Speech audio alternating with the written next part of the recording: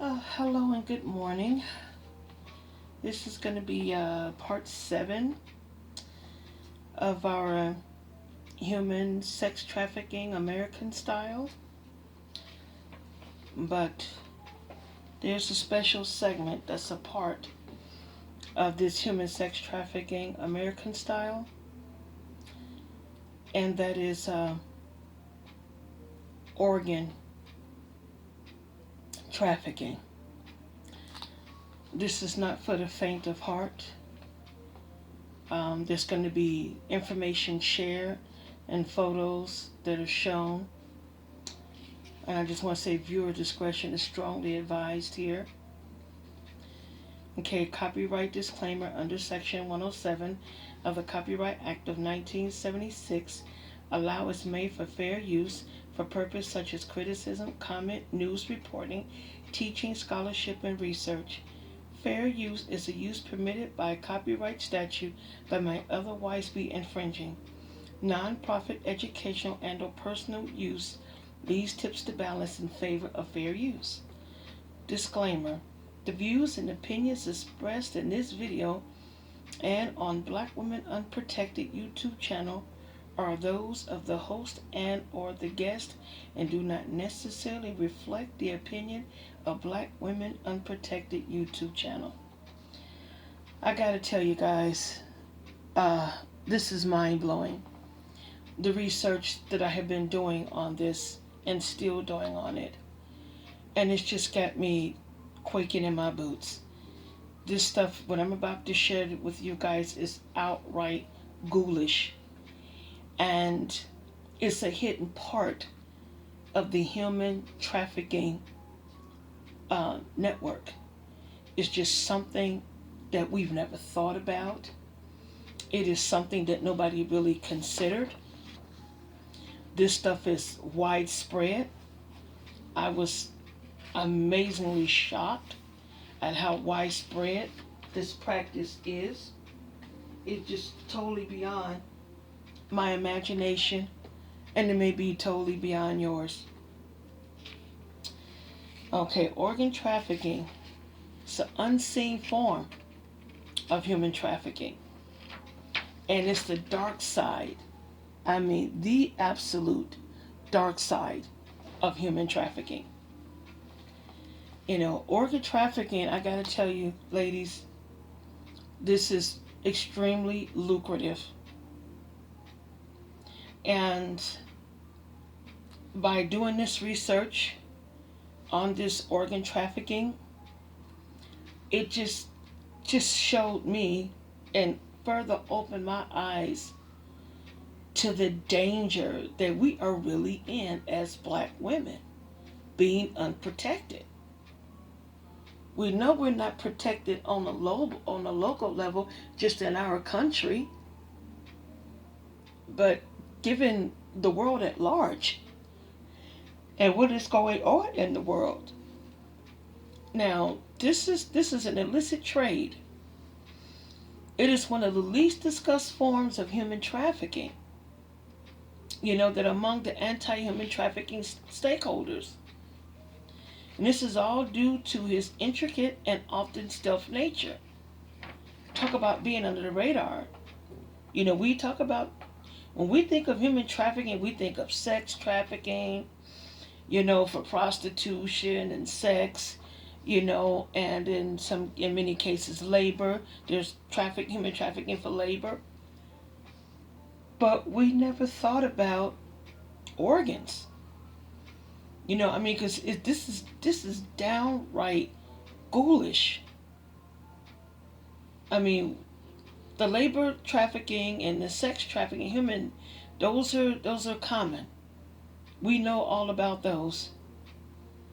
But this organ trafficking, which holds a critical place with transnational organized crime groups, and see, this stuff is fueled by a high demand, but there is no real level of law enforcement.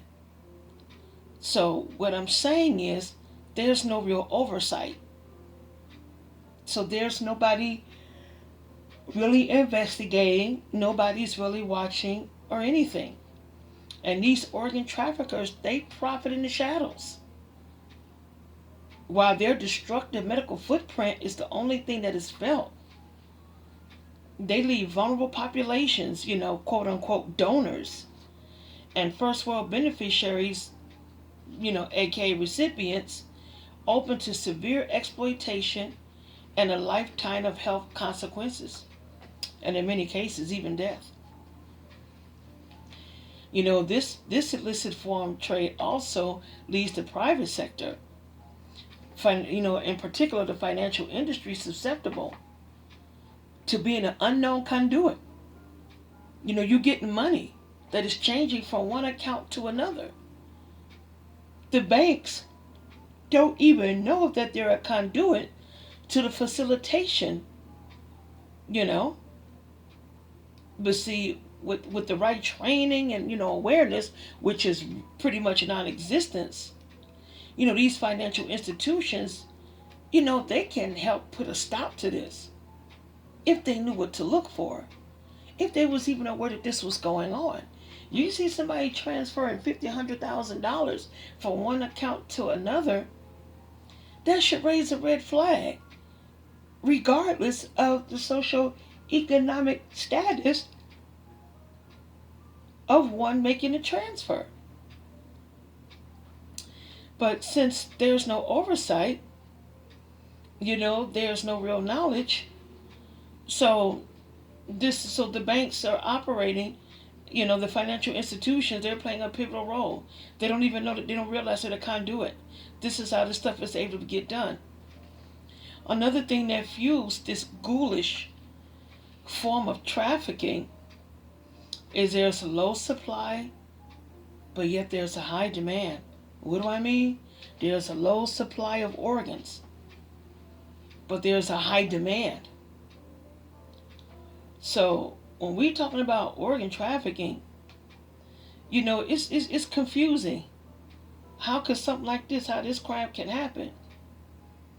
Well, you have Global Financial Integrity, GFI, they estimate that 10% of all organ transplants, including hearts and lungs and liver, they're all done via organ traffickers. And and other organs, they're traded. At least there are kidneys. Kidneys are highly sought after, according to the World Health Organization. They estimate that 10,000 kidneys are traded on the black market worldwide annual. That's like more than one every hour. Kidneys are in high demand. They're highly sought after. And see, on their own, these numbers, yeah, they could be stark. But when you compare to the average wait times for organs in developed countries, people start to better understand the demand being diverted to black markets.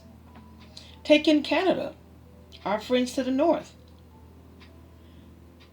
The average wait time for a kidney in Canada is 4 years.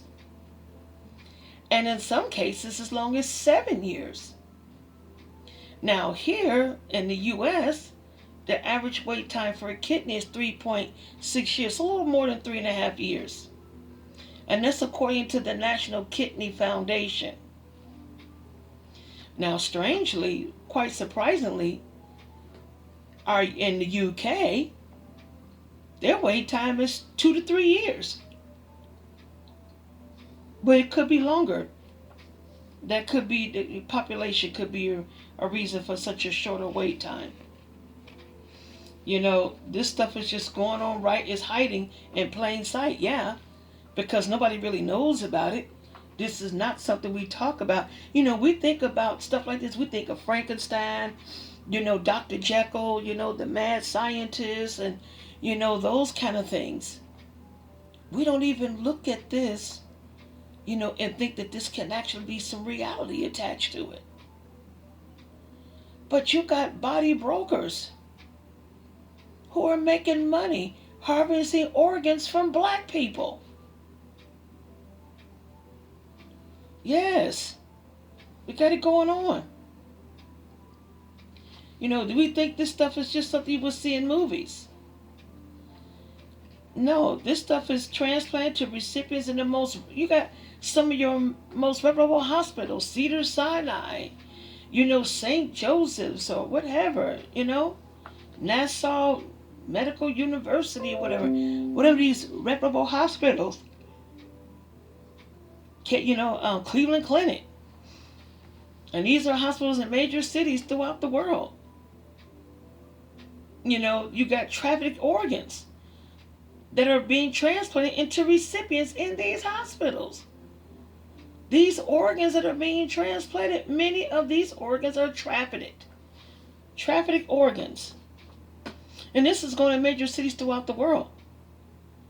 But you got these makeshift operating rooms and houses that have basically, for the most part, and quite often, have been the clandestine locations for these kind of transplants. Traffickers, they orchestrate recruitment of the donors, often from a place of vulnerability. And the victims aren't necessarily screened for their qualifications to even be a healthy donor. Doesn't even matter. They're not even checking for it. I mean, you got patients who are desperate, who are in desperate need for organs, and they fall prey to traffickers who could be posing as a quote-unquote reputable representative from an altruistic organ matching organization. People can end up with damaged organ or organ they can't use. Blood type ain't matching. Different things can happen. When a organ trafficker is just like a coyote who smuggles, illegal immigrants across the border. But, these organ traffickers, they're doing it with body parts. And people are exploited. Financial exploitation plays a key role on both sides of the spectrum. Organ traffickers, they could be involved in other forms of human trafficking too. Whether it's sex, labor, so they're covering every aspect of human trafficking. You got your labor trafficking. So they're in all of it. And there are cases that emerge where an organ donor may have also been a victim of sex trafficking and or labor trafficking also. And then end up being a victim of organ trafficking. It's creating a multi-level equation of exploitation. This is what you call transplant tourism. You got people who will travel to various countries like India and China and whatnot for organs. Even come here to the good old US of A. We got a lot of stuff going on here, American style. And organ transplant and trafficking is no different. It's a crime that was defined by the Declaration of Istanbul. To those that don't know, Istanbul is the capital of Turkey. So you got people who travel for transplantation. And this is for organ trafficking. Transplant commercialism. You got transplant centers. You got organ professionals. And these folks are devoted to providing transplants to patients from outside the country, undermine the country's ability to provide transplant services to its own population. You got organs being outsourced organs. Just like you got jobs that have been outsourced, you got organs that are being outsourced too. So, things can just metamorphosize from one entity to another, from one degree to another. And the expanding of the human trafficking lexicon has been expanded due to this ghoulish form of trafficking, which is organ trafficking. You got trafficking, persons. They do recruitments and transfer and harboring receipt of persons, and they can traffic in people by threat, deception, forms of coercion. They threaten you, use force, or abduct you, snatch you up, so to speak. Fraud. They use abuse of power. Got people in, if you're in a position of vulnerability, and you're faced with somebody in a position of authority and power, and these people are giving or receiving payments, benefits to get consent from a person to have control over another person. So it's like chattel. This is strictly for exploitation. We think of exploitation of prostitution of others. We look at that as sexual exploitation, forced labor of services, which is like slavery, and servitude. Also, removing your organs.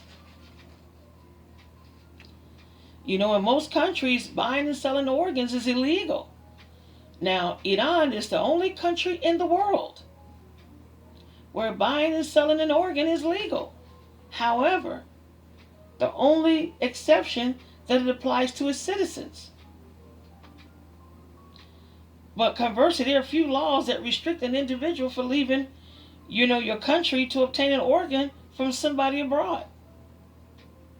But you got many companies that caters to what is called transplant tourism. This is an industry, people, ladies.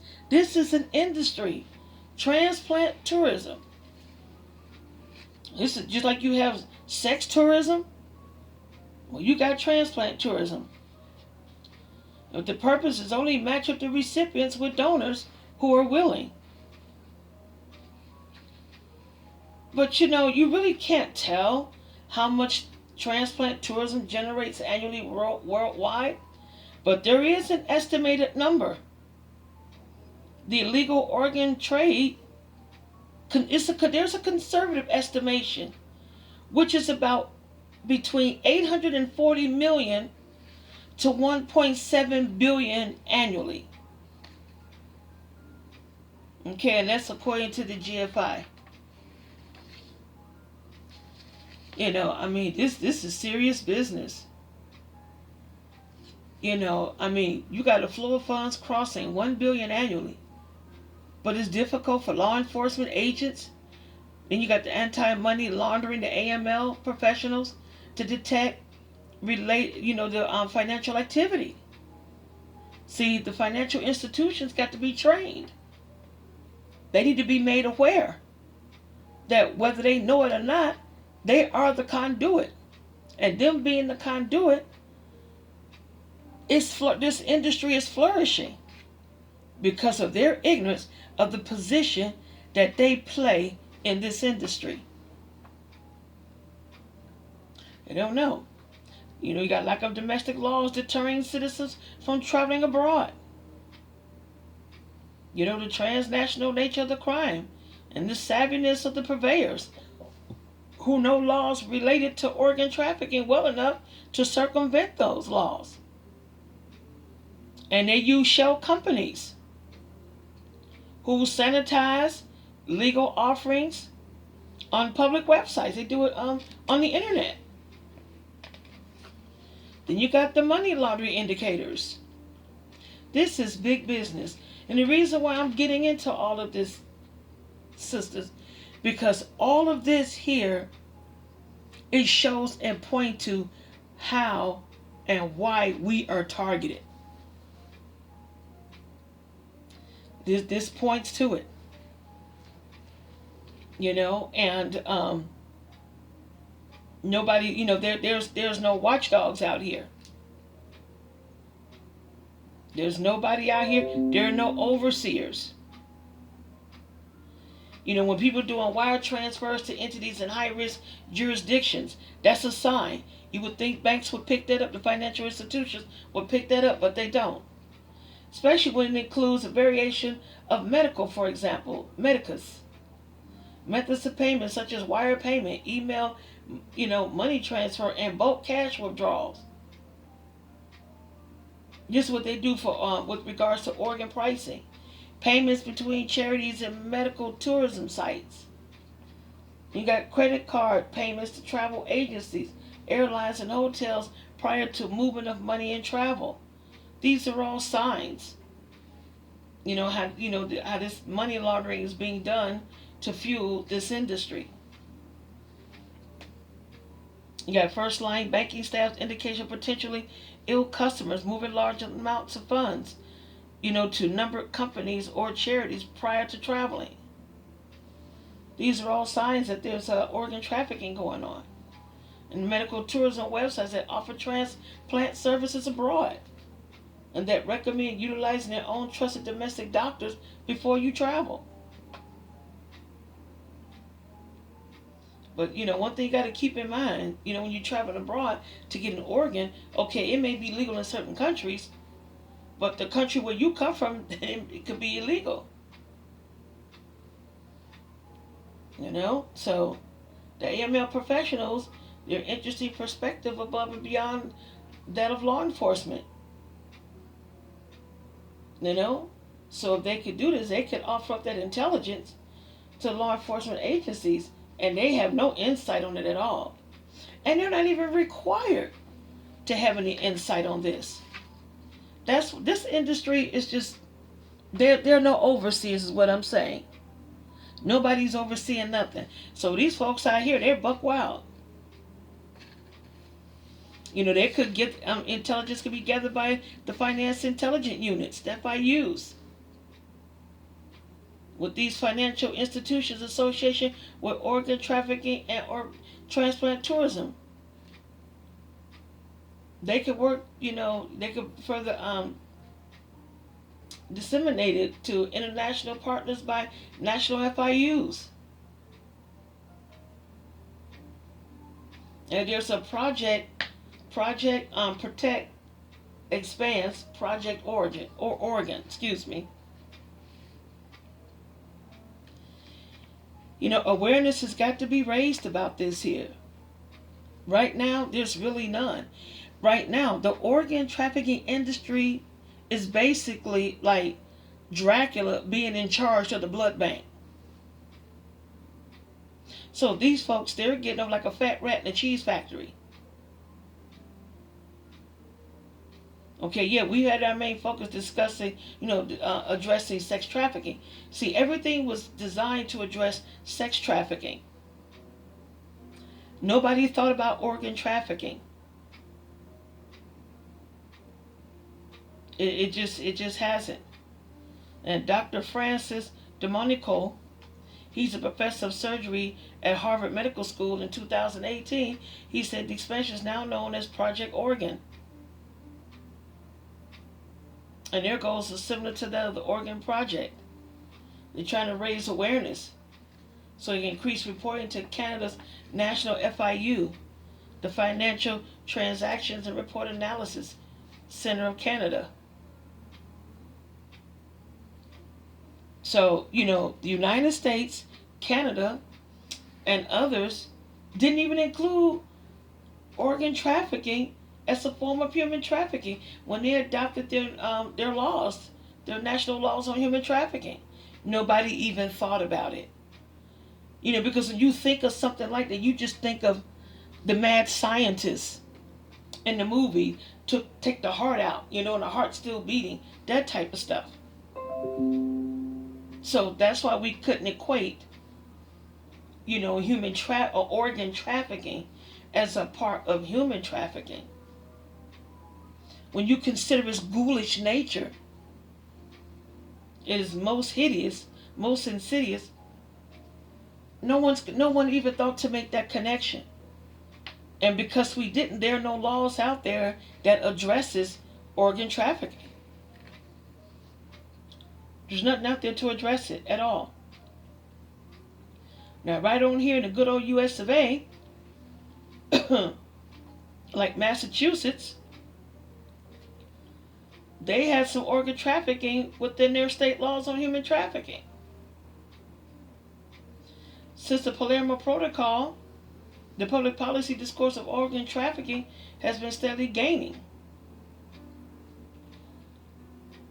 I mean, now this, the group of stakeholders, there's a global fight against organ trafficking, and this is convened to the form of the Declaration of Istanbul, which after Istanbul created critical new definitions around organ trafficking and transplant tourism. And you got these promising practices. This stuff is developed so they can tackle the organ trade. So, we got a serious problem here. So I was, this has been very heavy for me. So there's going to be several parts to this. Because I'm just like, oh my goodness. I know we're unprotected. And and I never thought about this level of danger for us as black women. Just, and then think about nobody was thinking about organ trafficking. And I'm going to tell you, because it was under the radar, who's to say how long it's been going on? This could have been going on longer than we realize. Some of us have no real idea. I mean, so we got a lot here. This is really deadly for us, because since you got the body brokers out here, and since black people, black women in particular, and black girls are more inclined to be trafficked, to be kidnapped and trafficked, says the same thing with our organs. And then these science there talks that black bodies and black organs are a lot more valuable than white organs and bones and what have you. There's one case here. There's like 4 horrifying cases, but I'm only going to talk about 2 and 3 because they involve black women and girls. There was a young lady, Sedaria Davis, 15 years old, was missing for 2 weeks. Black girl from Chicago. She was found dead and mutilated. And they found her. She was last seen April 25th. And this was like a couple of years ago. You got so many black women. Me doing this research, so many black women have been kidnapped and killed, organs missing. Nobody says nothing. She was found dead near a nearly abandoned building. And the police was finding out information. But, social media had indicated the young lady was mutilated and some of her organs was missing.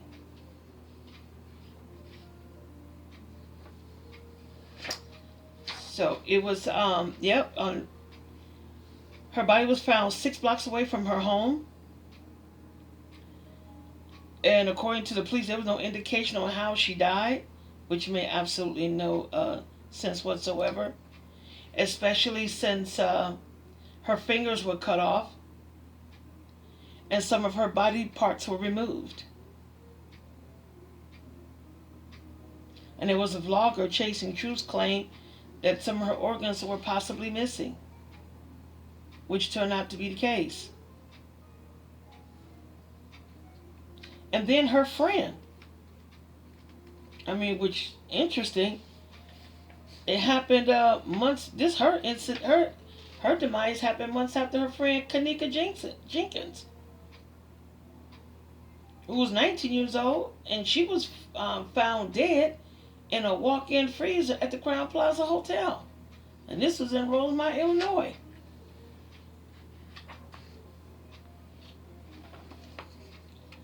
It's something really serious that's happening to black women and girls all across America.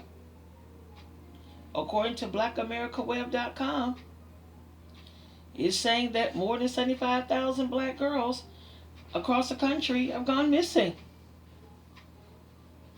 And according to the Black and Missing Foundation, 64,000 black women and girls were missing nationwide, and this was as of 2014. So in 6 years, look at the increase.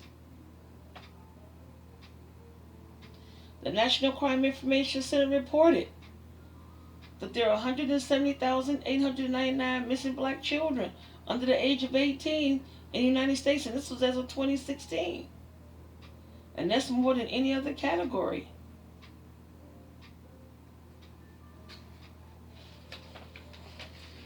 So here we are, once again, the ones most likely to be, what's happening with our children. Where are they? How come there's no greater outcry? You got girls seem to be of all ages, but many of them are at an age where they could be commodities for dark souls who are inclined to participate in their missing status, possibly through sex trafficking. But I'm just guessing. One of the missing girls was missing for 3 years, lived in the Washington, D.C. area. Lived in a homeless shelter and was last seen on camera in the company of a janitor who later killed himself and his wife. The whereabouts of Renisha Rudd, the missing girl, are unknown, and she's been presumed dead by many. You got other missing cases, like we talked about Shania Boyd and Sharia Payne. Both of them went missing. They're like many other girls in previous years. What's happening to these girls? This is in D.C. They say the majority of these cases are resolved, with the exception of 5% representing 37 girls and women. Of the 37, all were black and Latina. This is not a unique trend to D.C. Black women and girls represent only 7% of Americans. But we're over 35% of all missing persons cases. That's bad. And now you got this organ trafficking in the mix. You could best believe that adds greatly to our danger. This problem, of course, disproportionately affects black girls. Some people are implied that there's a resurgence of slavery, and it is. And these girls are snatched up. You see videos all the time now. You see videos on the news, on the internet, where girls and, kids are being snatched in broad daylight. You see it, they're getting that bold. These girls are snatched up for the sake of sex trafficking. But, the idea of organ harvesting, that's a motivation. When you think in terms of the financial aspect, the financial component, oh, absolutely. But, up until recently, I can't even say recently, but no one seems to care very much about the whereabouts of these missing women and girls. Only their families, only us. Nobody is concerned. There's Chanel Dickerson, a commander of the Washington Metropolitan Police Department, launched a Twitter hashtag, Missing